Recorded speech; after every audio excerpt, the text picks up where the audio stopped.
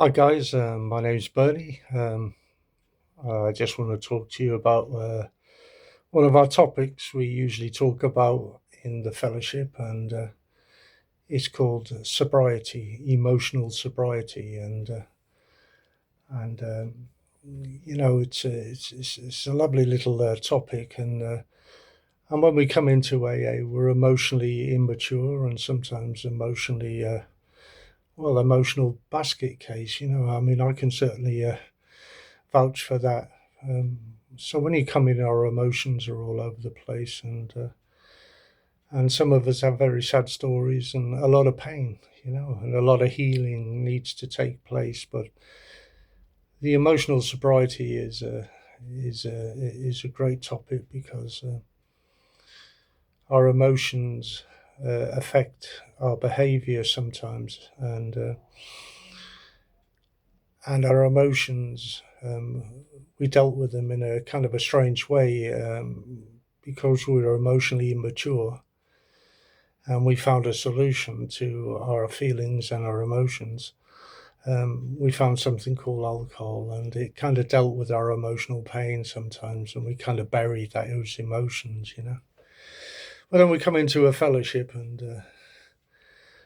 um, you know, I guess you could say our dummy's taken away from us, and that emotional immaturity and the emotional pain of growing up in the fellowship or in this program is quite painful in its own way, but it's very important. It's important that we have to learn how to deal with sobriety.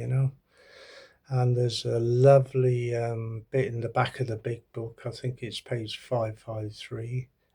AA taught him how to handle sobriety. It doesn't say how to handle drinking, but sobriety.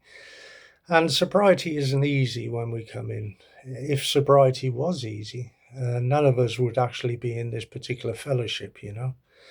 But everybody suffers from the pains of emotional problems, and people deal with them.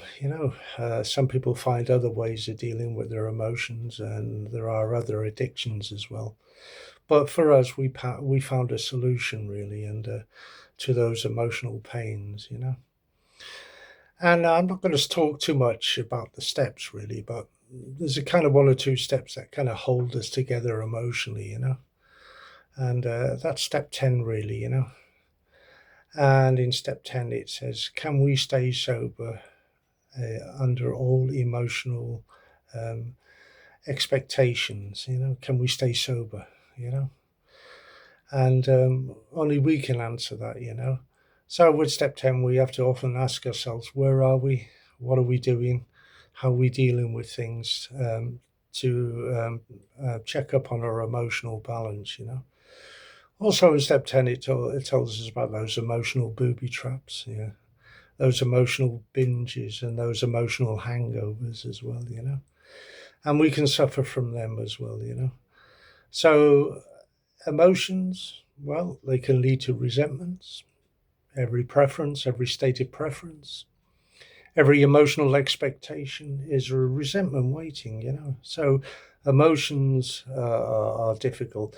And in some ways, when we come into the fellowship, we touch one another's emotions. We can feel somebody else's pain, and that's the great thing about this particular fellowship.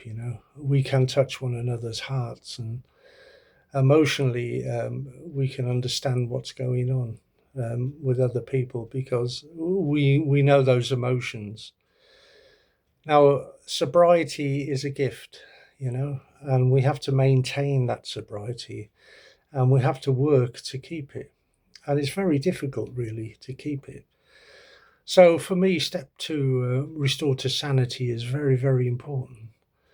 We have to uh, we have to stay or keep our sanity on a daily basis.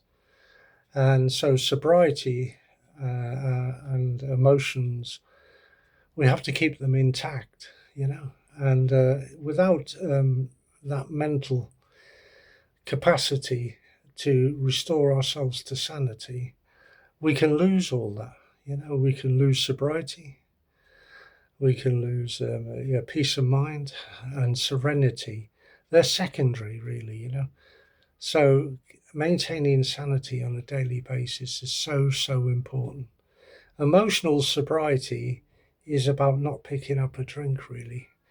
And we can deal with things on a daily basis. Um, so it's important that we just don't pick up that drink, because that will lead us back to insanity. It certainly affects our emotions and our pains, and then we're lost again. So emotional sobriety is so, so, so important. And emotional sobriety isn't always about things are going wrong in our lives. Sometimes emotional sobriety is that we're happy, joyous, and free as well, and we can show the emotions of staying sober. And we often talk about our families, sometimes our children having children themselves, or something's good's happened to them, at university, or they've won something. And that's all emotional stuff, really. That's emotional sobriety, really. But we can lose that. So we have to be very, very careful to maintain emotional sobriety. So there's lots of ways of dealing and talking about emotional sobriety. There wasn't much written about it in the early days of Alcoholics Anonymous, but it became a new frontier for Bill W. as time went on.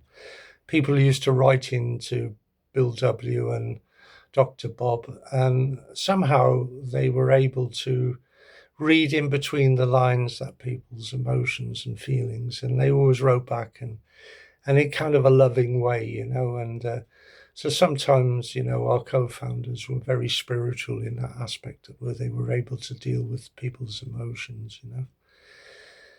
And it's okay to come into the